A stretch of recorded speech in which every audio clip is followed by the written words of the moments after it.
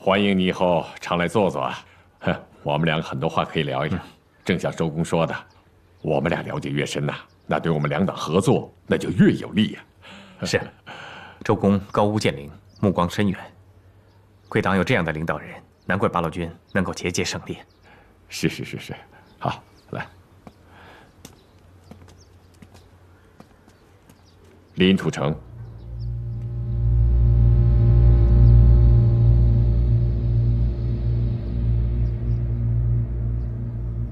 高主任，你怎么知道这个名字？连将军，周公马上要见你。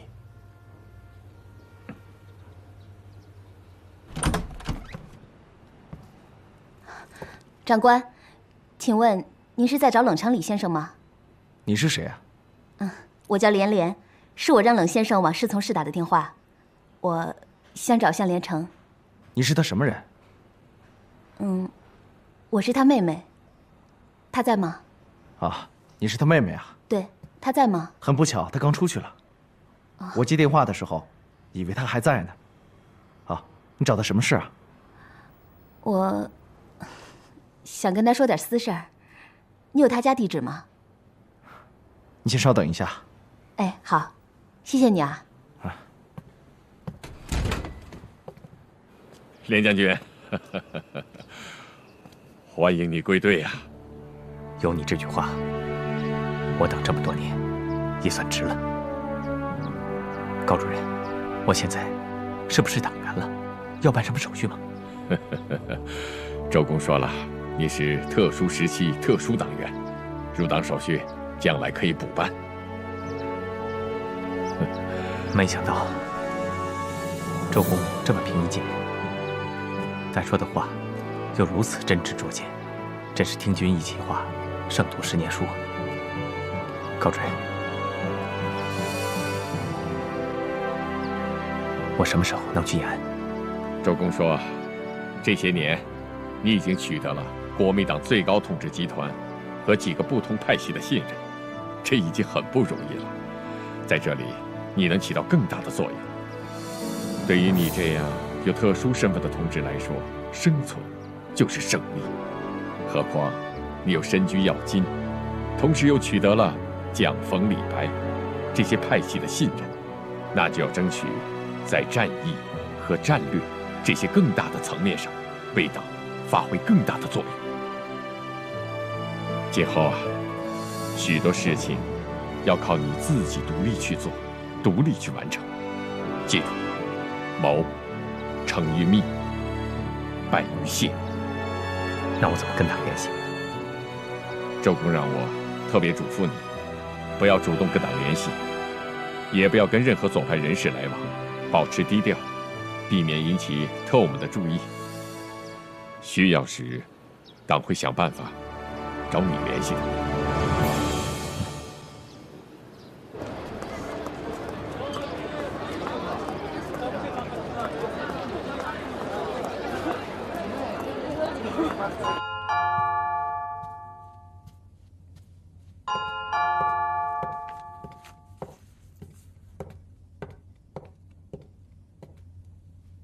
谁呀？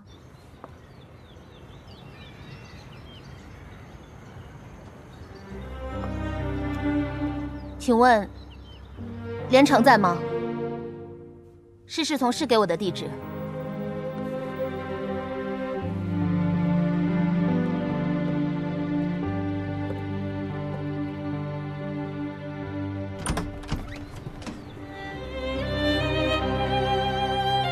楚夫人，你怎么会在这儿？你是？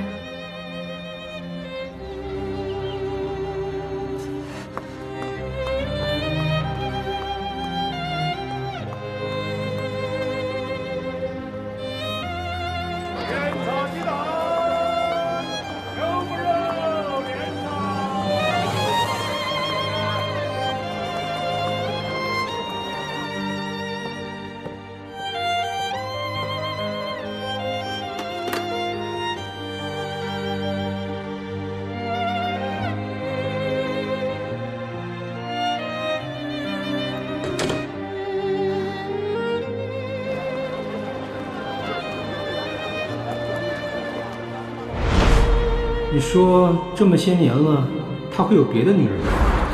医生来过了，夫人心脏不好，我实在放心不下。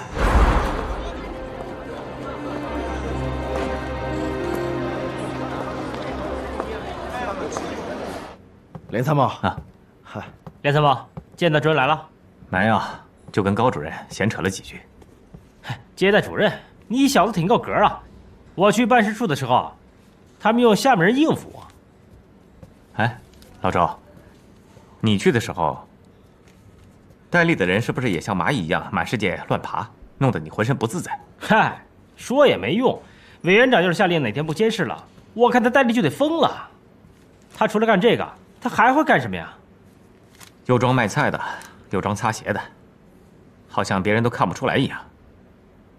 我车门还没开呢，一个假乞丐就把手伸进来要钱，真想给他一巴掌。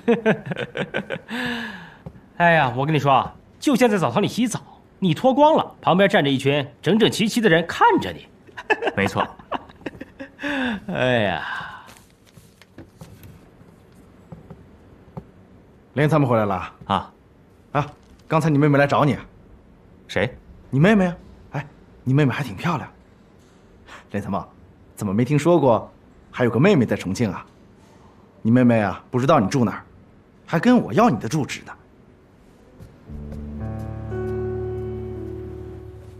楚夫人在连城的住处。对，我让你去连城的侍从室，你到连城的住处去干什么？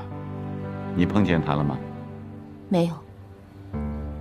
我去了侍从室，他不在，是那边的人给我的地址。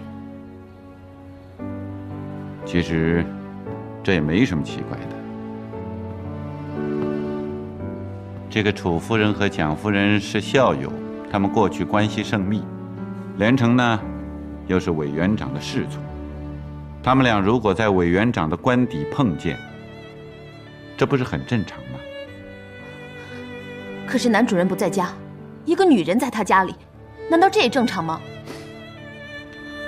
连连，连城现在在侍从室工作，忙起来10天半月回不了家。他把钥匙交给既熟悉又信任的楚夫人，这有什么呢？我们局里的很多单身汉出差的时候，都把钥匙交给同事的太太，请他们帮忙。要照你的逻辑，这些太太岂不都有红杏出墙的嫌疑了？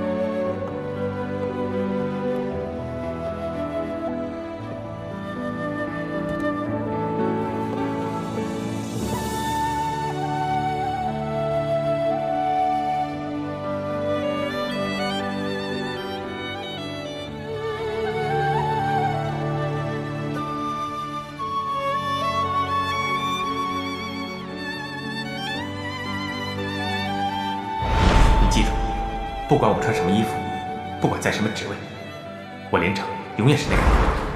难道不可以跟别人说你是我女朋友吗？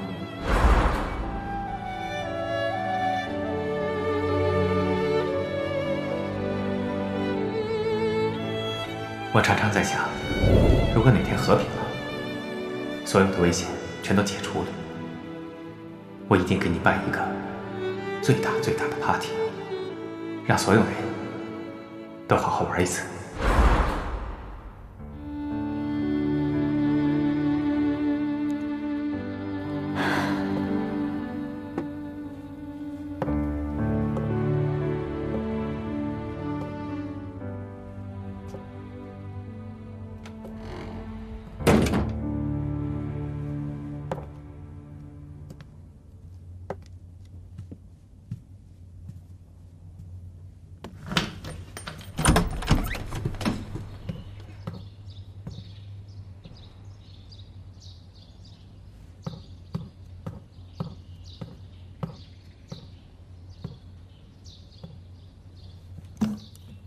连城，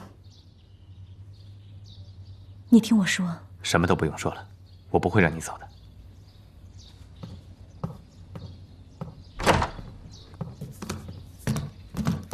连城，这不是赌气的事情。我没有赌气，我是认真的。你还是让我走吧，现在还不晚。你现在是我女朋友，这就是你的家。如果你离开了，我就再也不回来。连城，我知道连连来过。你过来。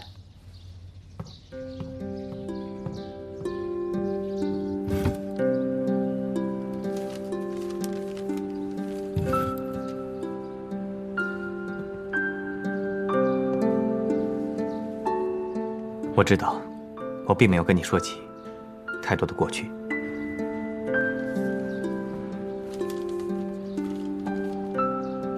连连是我东家的女儿，我们俩从小一起长大。如果没有后来的变故，我想她应该会嫁给韩奎。韩奎？中间发生很多事，简单说吧，如果不是冷长里救了他，他非要留在冷长里身边，不愿跟我走。可能现在我跟他已经结婚了。其实我早就料到会有这么一天。你早就预料？你还记得在你家我要离开的那个晚上吗？连连就在大门外，他非要让我马上跟他回冷长里家。可是当时你在吐血，病得很重。难怪。我说他怎么认识我呢？他看我的眼光很仇恨，他一定是误会，是我把你从他身边抢走了。这次调回重庆，我一直在犹豫，要不要去见他。毕竟我们俩从小一起长大，有10年不见。有时候我甚至希望她已经嫁人了，这样我就不用再去伤她了。说来也巧，到重庆以后，唯一一次去冷长里家，我还没碰上她，在回来路上遇到空袭，反而碰到了你。你说这是不是缘分？还是你用不着内疚？就算没有你，我也不会跟她结婚的。我现在只把她当成是我妹妹。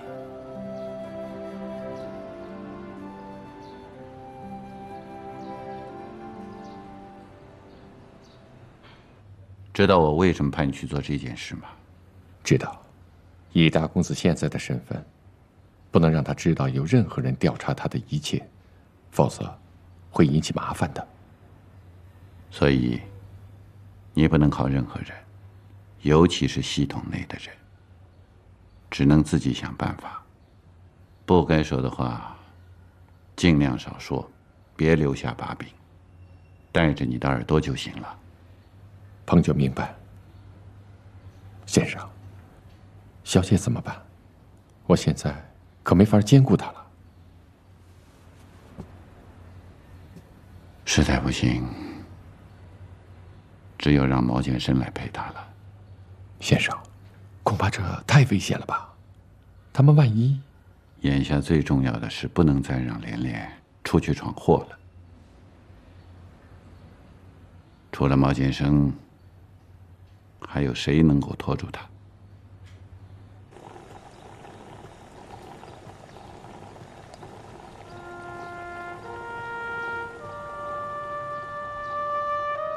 周公说，这些年你已经取得了国民党最高统治集团和几个不同派系的信任，这已经很不容易了。在这里，你能起到更大的作用。对于你这样有特殊身份的同志来说，生存就是胜利。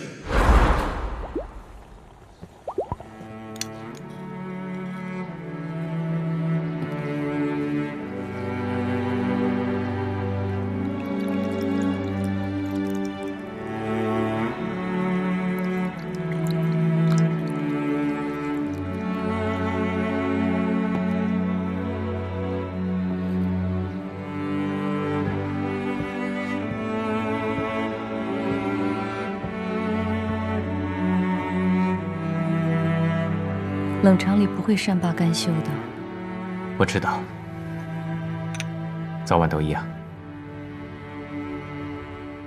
光是利益已经足以让人疯狂，如果再加上情感，连城，接下来要面对的可能会更加严峻。还是，我记得你曾经说过，你在夫人的一个机构工作过。上滨之友社，我负责跟美国的一些捐献基金会联系。那后来为什么离开了呢？宋氏三姐妹在香港见面以后，蒋夫人把基金会交给宋霭龄管理了。宋霭龄希望用她自己的人。为什么问我这些呢？你在想什么？你能不能直接给夫人打电话呢？冷场里很清楚你和夫人的关系，我们得提前把篱笆扎紧。电话我可以打，但是如果夫人问起我的近况，我该怎么说呢？按实际情况说，就说你跟我这个委员长的侍从在一起，说的越详细越好。包括我当过你的管家，事情越接近事实，越利于接受调查。现在你是以我女朋友的身份住进来的，那我们总要出去见人吧。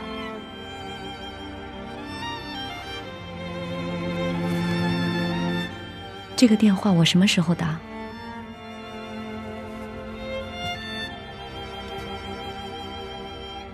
越快越好。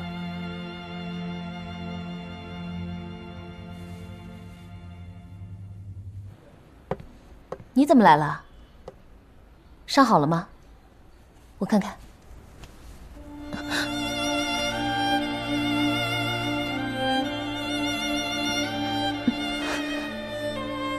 又不老实，当心先生处罚你。为了你，受什么处罚我都愿意。先生怎么又让你来家里了？我还要问你呢，你在冷先生面前替我说了什么好话？否则，这次还不知道怎么处罚我。你说你也是，人家都把我放了，你干嘛还把人家都杀了？他们以为把人放了就没事了，也不看绑的是谁。我毛剑生什么都能忍，就是不能容忍有人欺负你。谁要敢动你一根手指头，我豁出命也会收拾他，管他是谁，天王老子我也不怕。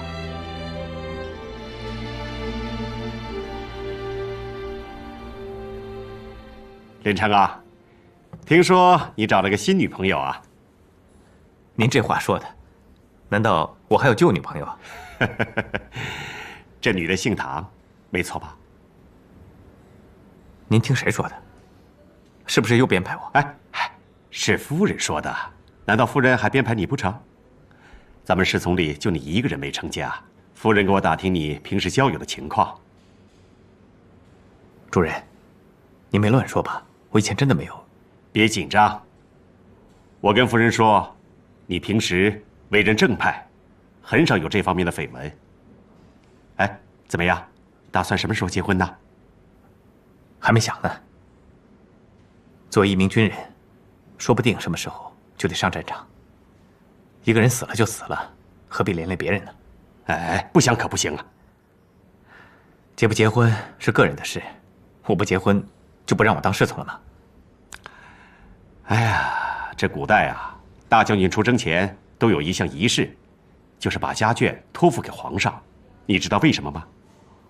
做人质。哎，现在虽然不讲究这个了，可是同样有用人的问题啊。校长最注重家庭。哎，换了你用人，你会用一个对家庭有责任心的人，还是用一个没有家庭观念的人呢？哎，连城啊，结婚虽然是个人的事情，可是对于我们这种人来说，结婚就不仅仅是个人的事情了。你说呢？看好差不多就结婚吧，男女之间就那么回事儿。啊，来来来，干杯，干杯！啊，干了啊！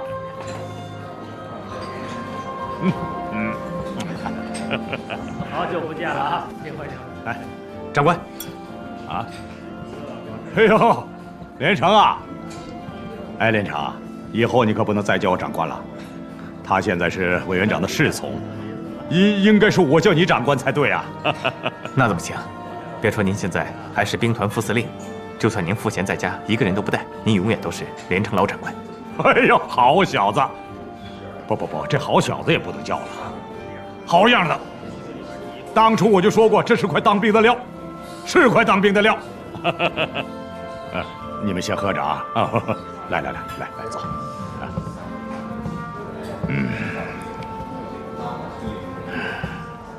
连城啊，好样的！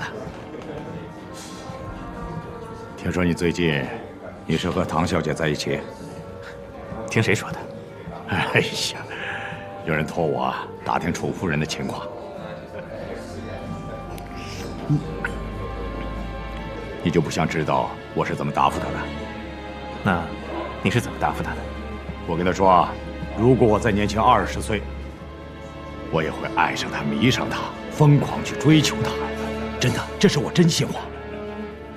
你得把她看紧了。来，连城，喝点酒。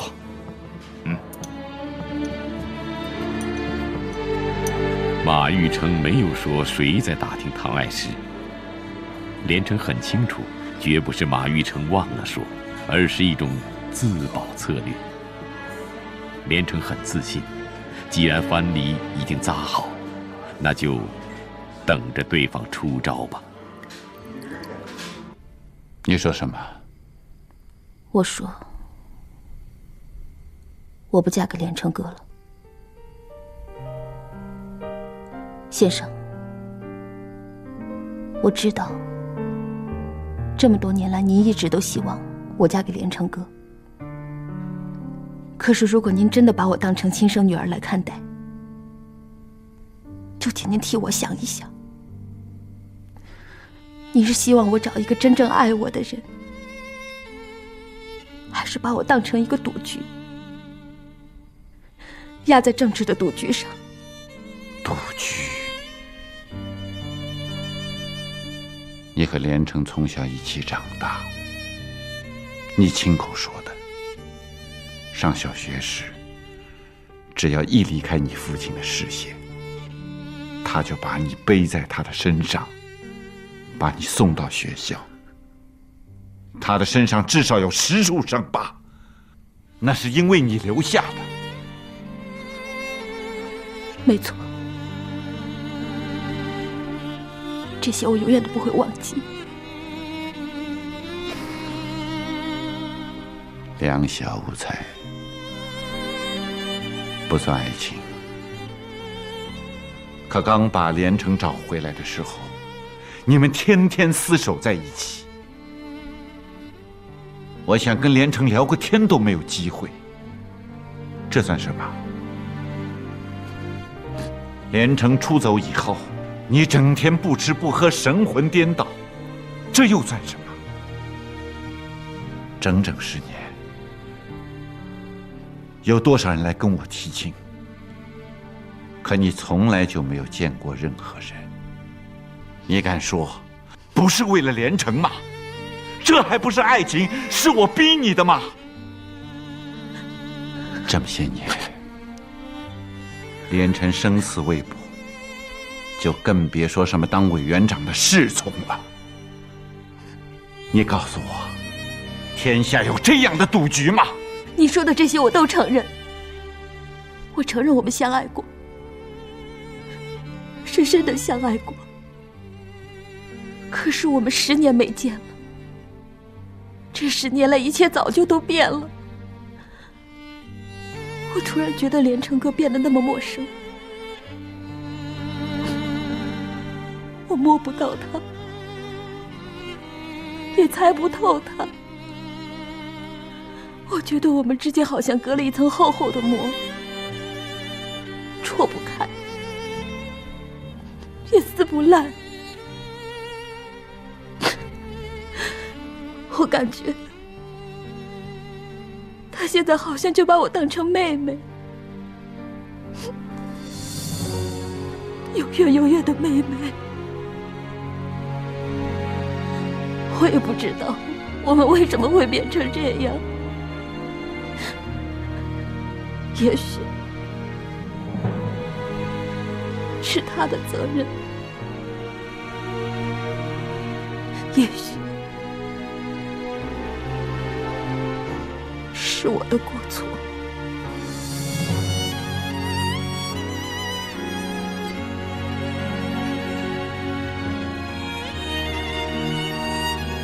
先生，我知道您一时接受不了我说的话，但请您相信，我今天所说的并不是一时的冲动，我已经决定了。奶奶，我从来没有强迫过你做什么，但我希望你能告诉我，你说的那个爱你的人，他到底是谁？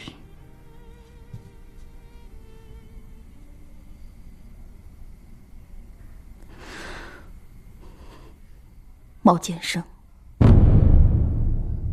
你可以不嫁给连城，但绝不能够嫁毛剑生。难道连城哥对您真的就那么重要吗？跟连城无关，而是毛剑生，他不配做我的女婿。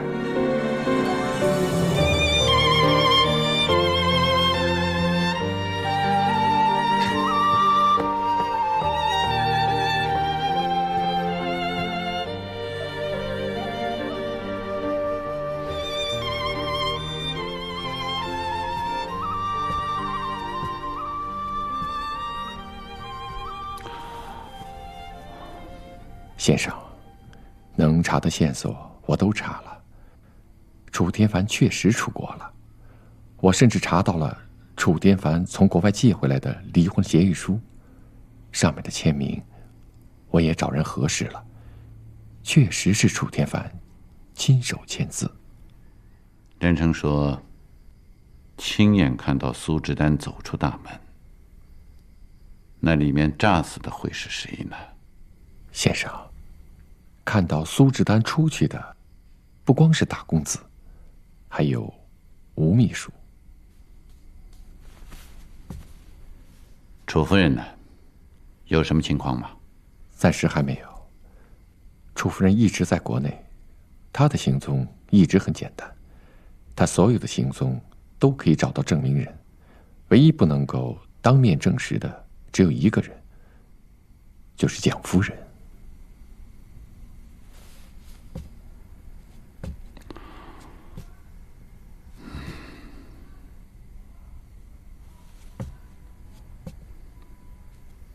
先生，后面怎么办？什么怎么办？我们虽然抓住了楚夫人的把柄，就算是拆散了她和大公子，可是小姐怎么办？这是天意啊！该死的日本人！要不是抗战爆发，他们何至于分别10年？过2天，小姐就……没事，潘九。就是连连不嫁连城，也不会影响我和连城的关系。他是从这个家走出去的，就是我冷家的人。是，我知道大公子是个重感情的人，可是毛剑生怎么办？小姐已经把这事挑明了，这让我很为难。你别管了，这事儿我来处理。是。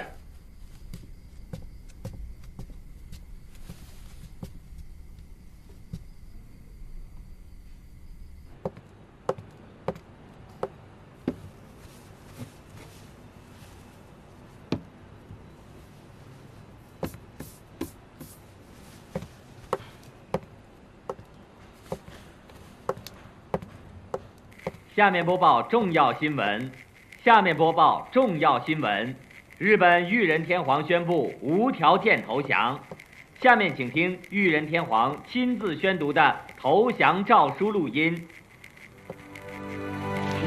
世界の体制と帝国の現状度に鑑み、以上の措置をもって一つを優先とし、ここに重要な何十人分、真は政府をして米英と一つに対し、その労働宣言を下す。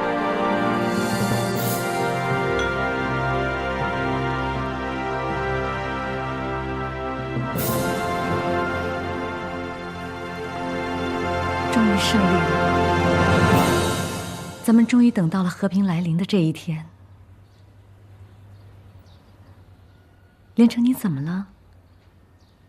你不高兴？安氏，你觉得会和平吗？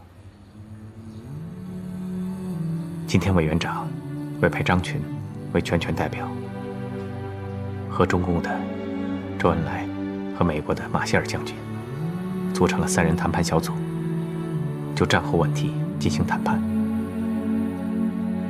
虽然目前对谈判结果还无法预测，但仅从他派出张群出任这个角色，我对现在的谈判也不抱什么希望了。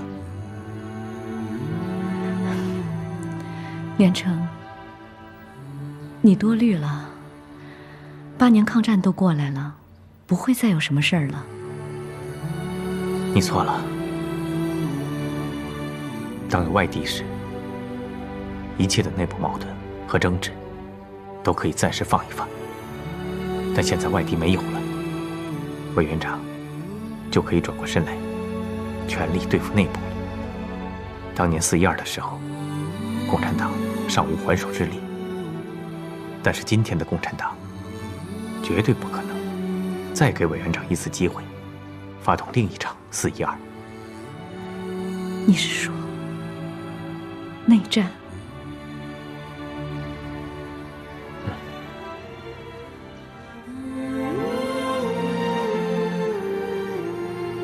老百姓刚刚从战火当中爬出来，蒋委员长如果发动内战，是会激起民愤的。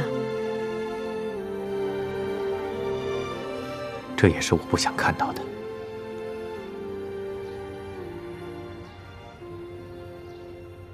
让你去广东，一是受降，二是剿共。听说你和杨杰一直都有联系啊？您说的是杨参谋长？没有联系。不过在35年到37年，我在陆军大学上学的时候，他是陆大的教育长。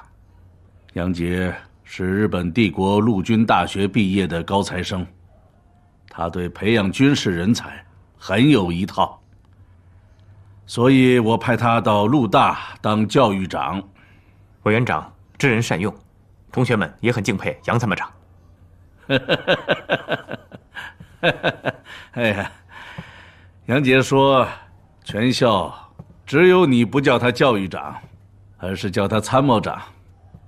果然是，在我这里，你还是叫他参谋长。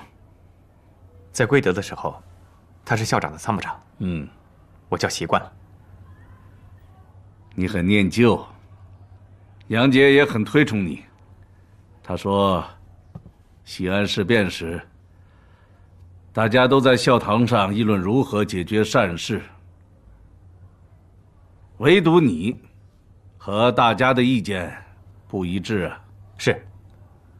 当时大多数人都赞同何部长以军事解决的主张，但我认为，兵者以武为直，以文为重。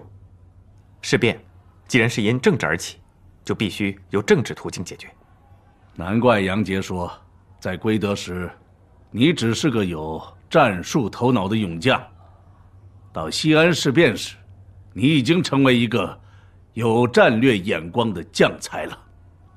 这次我派你到广东，就是要施展你的才华。要记住，在那里不仅仅是一军之长，还是当地最高行政长官，要多动脑筋，3分军事，7分政治，一切要靠你独断处理，也好让我看看你有没有做封疆大吏的本事。是，我一定不辜负校长对我的期望。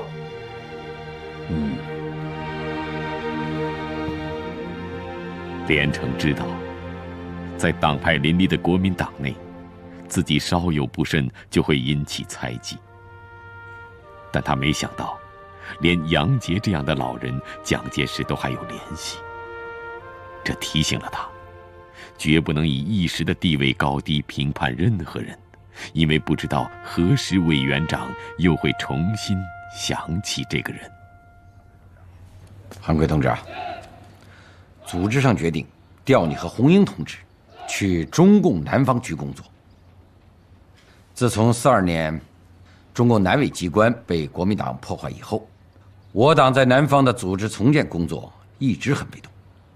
广东是侨乡，大革命发源地，又是蒋介石起家和粤系军阀的根据地，人员关系错综复杂。我党也曾派过一些干部去，始终因为各种原因无法开展工作。我和红英是西北人，既不懂当地的语言，又没有华侨背景，干嘛调我们去啊？就是因为你的出身，还有你的教育背景。广东这个地方啊，大多家庭都有侨汇收入，所以在生活和文化水平上相对比较高。而我们的干部大多都是工农出身，虽然在政治品质和对党忠诚上没有问题，可是在生活细节上无法和当地融为一体，给工作带来很多不便。啃惯白薯和吃惯大鱼大肉的人，在生活习惯上和与人交往的方式上有很多不同啊。这不是在短时间内通过学习和模仿能够做到的，我想这一点你是明白的。就因为我过去是大少爷，过惯了腐朽的资产阶级生活。韩贵，坐，先坐下。我理解，你痛恨自己的过去和出身，一直想脱胎换骨的做个新人。但是你要理解，这次只是党组织需要你用自己的过去来做掩护，开展工作。可是我……好了，我知道你想说什么。你想说在当地没有熟人，没有关系，知道吗？这正是你的优势，因为当地没有人能够认出你。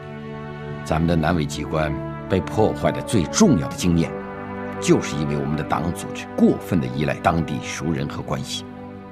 因为一个叛徒的出卖，整个党组织都被破坏。好，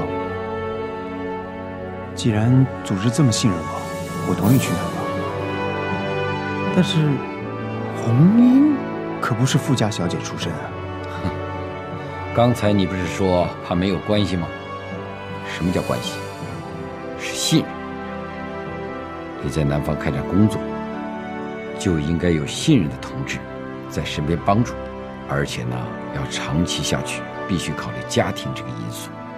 与其组织上给你另外派一名女同志去，我们想不如让红英同志陪你去。哎，苏大哥，我和红英那可是清清白白的。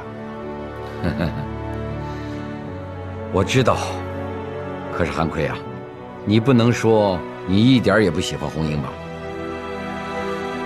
那这喜欢归喜欢，那跟爱情是两码事情啊。